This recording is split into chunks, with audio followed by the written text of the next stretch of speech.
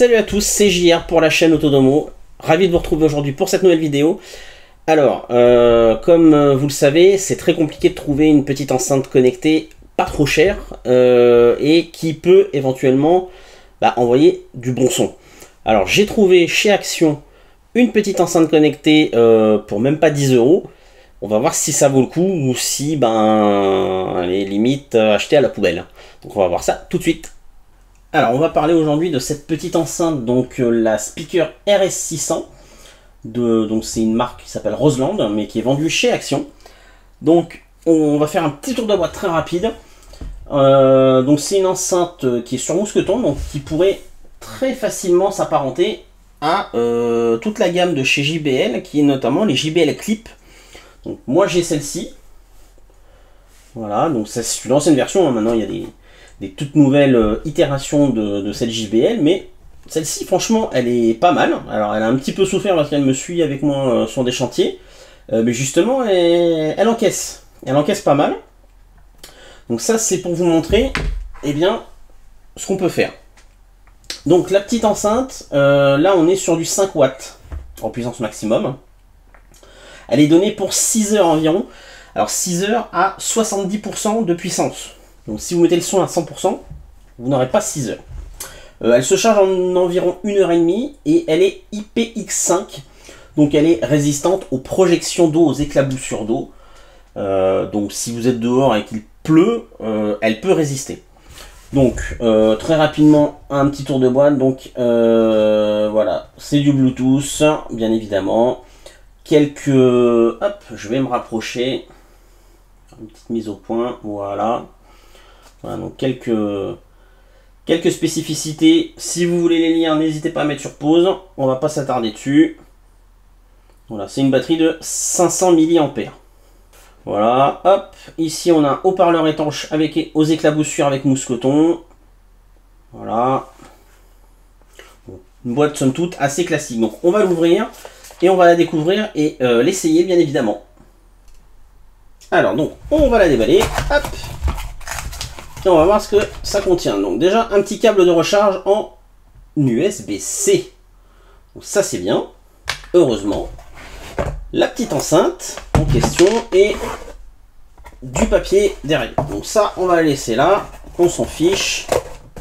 Donc je vous ai laissé la petite JBL à côté pour que vous puissiez un petit peu comparer. Donc voici la bébête. Alors le mousqueton très concrètement, je pense pas qu'il va durer très longtemps. Vous voyez déjà, il va pas au bout. Ah si, en forçant un petit peu, ça y va.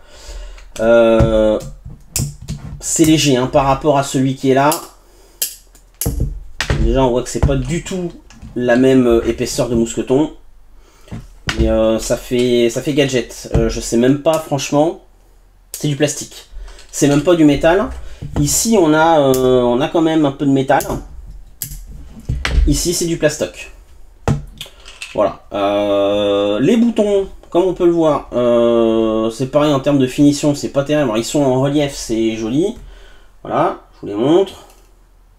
Voilà, donc vous avez le moins le plus, le lecture pause à mon avis. Mais concrètement, je m'attends pas à grand chose. Alors le dos est en plastique un peu mat, si on peut dire, avec une surface un peu striée.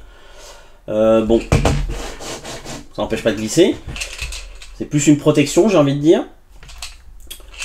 Bon, concrètement, en termes de poids, on sent que elles sont assez proches, mais à la main, en finition, on sent que celle d'Action, elle est quand même un peu plus gadget.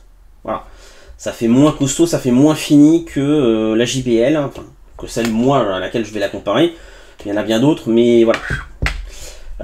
Donc on va l'allumer, on va l'appairer, et puis on va voir un petit peu ce qu'elle donne en termes de son. Alors pour l'allumer c'est super simple, on appuie sur le bouton lecture. Power on, pairing. Voilà. On va essayer de l'appairer, mais autant vous dire que je viens d'essayer 3 fois, elle se déconnecte au bout d'une dizaine de secondes. Ce qui n'est pas terrible. Connected. Donc là, elle est connectée. Je vais vous lancer une musique.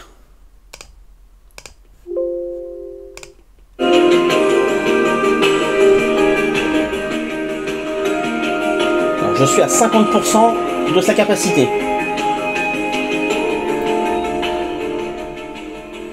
Là, je suis à 25%. Et je vais vous la monter à 100%.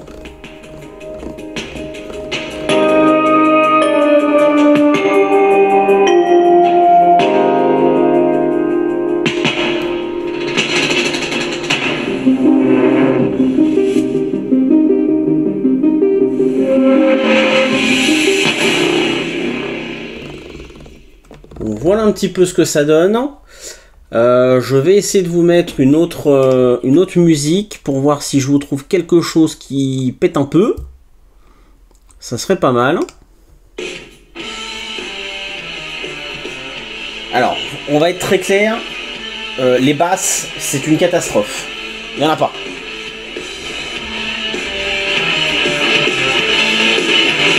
Ça sature énormément. Bon là j'étais même pas à 100%, je vous ai épargné de monter à 100%, j'étais qu'à 77 je crois ou 78. Les basses, il n'y en a pas. C'est une catastrophe, c'est creux, c'est vide.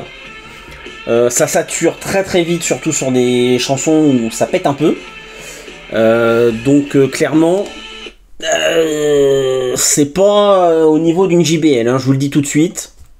On sent que c'est du premier prix que vous avez trouvé chez Action. Donc je sais pas si je peux vous faire une autre musique. Alors sur de la musique un peu plus calme, un peu plus douce, ça passe. Je vous dis, c'est creux. C'est vraiment creux en termes de...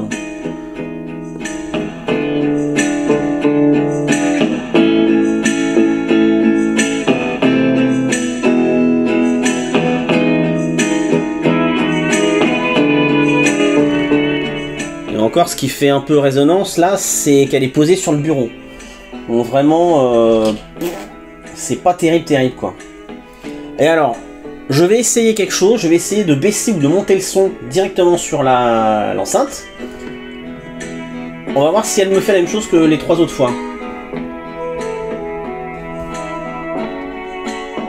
Alors ça ne marche pas. Le play pause fonctionne.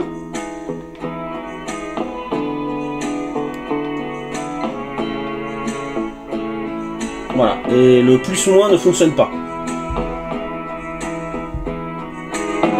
Ah, d'accord, ok, j'ai compris.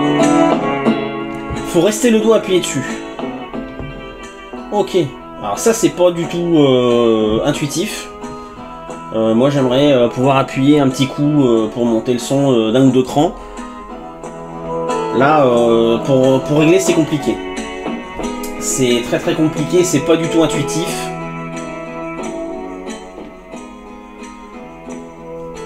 Voilà, donc c'est vraiment...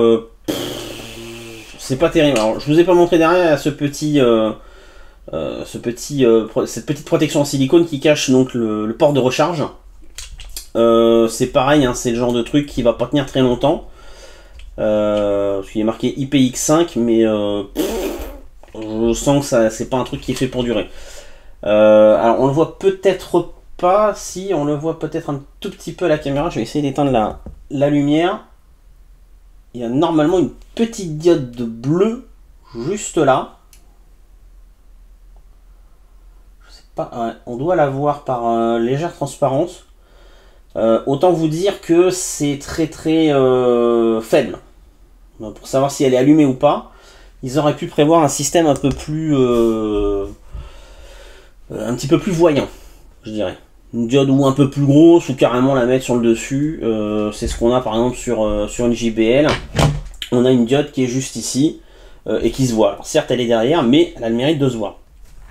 Pour vous montrer la différence, les boutons, ils sont carrément intégrés et ils sont super faciles à trouver, super intuitifs. Donc si vous voulez augmenter d'un cran, toc, vous appuyez un coup.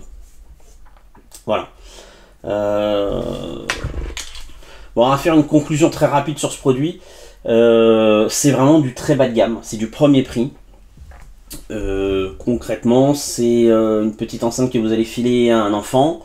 un ado pour sa première enceinte connectée si vous voulez pas qu'il vous explose un truc qui coûte 50 ou 80 euros. Bon bah là vous avez quelque chose pour moins de 10 euros, hein, ça coûte 8 ou 9 euros, je sais plus exactement. Voilà, on est largement en dessous des 10 euros. Bon, c'est creux hein, en termes de son, je le répète, mais voilà, 5 watts. Donc la JBL fait 5 ou 6 watts, je sais plus exactement. Elle envoie du pâté, honnêtement, ça cartonne quoi. Vous pouvez limite sonoriser un salon de 20 mètres carrés facile, rien qu'avec ça. Avec ça, je pense que vous allez vite la faire passer par la fenêtre. Donc concrètement, ce type de produit, c'est vraiment du premier, comme je vous ai dit. Et finition, qualité d'assemblage, et le haut-parleur, le son, il est de bas niveau, quoi. Donc voilà ce qu'on pouvait en dire de ce petit produit. Concrètement, moi je suis déçu. Voilà. Si vous pouvez vous le permettre, mettez au moins une quarantaine d'euros dans ce genre de produit. Vous pouvez trouver des anciennes générations par exemple de JBL Clip, ou attendez qu'il y ait des promos, que ce soit en Black Friday ou sur Amazon, en Prime Day par exemple, ou pendant les soldes, peu importe. Regardez chez les e-commerçants aussi, ça peut être intéressant, mais là, sur ce type de produit, voilà, c'est pour quelqu'un qui aime la musique et qui veut une bonne qualité sonore, je vous le déconseille fortement. Donc voilà ce qu'on pouvait en dire, j'espère en tout cas que la vidéo vous aura permis de vous faire une idée sur ce produit. Si vous avez des questions, n'hésitez pas à les poser en commentaire. Et puis moi je vous retrouve très bientôt pour une prochaine vidéo. Ciao ciao les amis.